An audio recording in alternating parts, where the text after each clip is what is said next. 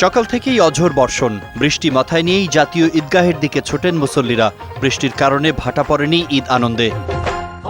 ঘড়ির কাঁটার সাথে মিল রেখে কানায় কানায় ভরে ওঠে সুপ্রিম কোর্ট চত্বরের জাতীয় ঈদগাহ ময়দান।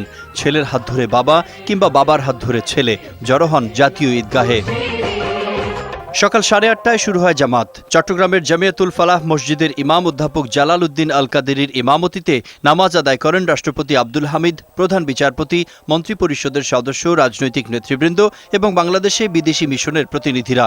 নামাজ শেষে দেশ, জাতি ও মুসলিম উম্মার শান্তি ও সমৃদ্ধি কামনা করা হয় মোনাজাতে। ঈদের চিরচেনা রূপ, কোলাকুলিতে ভ্রাতৃত্বের আভা ছড়িয়ে পড়ে জাতীয় ঈদগাহে। শ্রেণী বিভেদহীন সার্বজনীনতায় উদ্দীপ্ত হন সব বয়সের, সব পেশার মানুষ। জাতীয় জীবনের সব সংকট পেছনে ফেলে এগিয়ে যাওয়ার প্রত্যয় জানান মুসল্লিরা।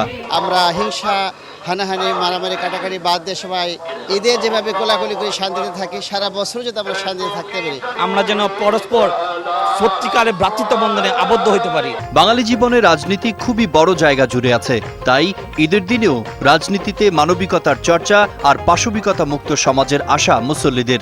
মানুষের সাংস্কৃতিক জীবনে, সামাজিক জীবনে, পারিবারিক জীবনে এবং রাষ্ট্রীয় জীবনে যেন সুস্থ জীবনযাপন করতে পারে, সেই শিক্ষা আমাদের ধর্মই দেয়। দেশের সবাই মিলে সুন্দর একটা পরিবেশ সৃষ্টি করে সবাই মিলে সুন্দর একটা জীবনযাপন করার অঙ্গীকার আজকে গ্রহণ করব। বৃষ্টির কারণে সামিয়ানার বাইরে মুসল্লিদের নামাজ আদায়ে কিছুটা বিঘ্ন ঘটলেও ঈদ জামাত ব্যবস্থাপনায় সন্তোষ জানান তারা। নারীদের নামাজ আদায়ে ছিল আলাদা ব্যবস্থা। এদিকে প্রধান জামায়াতে নিরাপত্তা নিশ্চিত করতে জাতীয় ঈদগাহের চারপাশে ছিল আইন শৃঙ্খলা রক্ষাকারী বাহিনীর কড়া নজরদারি। এদিকে জাতীয় মসজিদ বায়তুল মোকাররমে সকাল 7টায় প্রথম জামায়াত অনুষ্ঠিত হয়। অংশ নেন বিপুল সংখ্যক মুসল্লি। সাম্য, মৈত্রী আর ভ্রাতৃত্বের শিক্ষা নিয়ে আসে ঈদ। শেখায় সহমর্মিতা আর সহিষ্ণুতার অনুশীলন।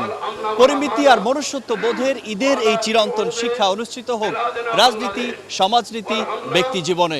এর মধ্য দিয়েই দ্বন্দ্ব, সংঘাত, হানাহানি আর পাশবিকতা মুক্ত সুখী সমৃদ্ধ বাংলাদেশ বিনির্মাণ সম্ভব বলেই মনে করেন মুসল্লিরা। মিঠুন মোস্তাফিজ, বৈশাখী নিউজ, ঢাকা।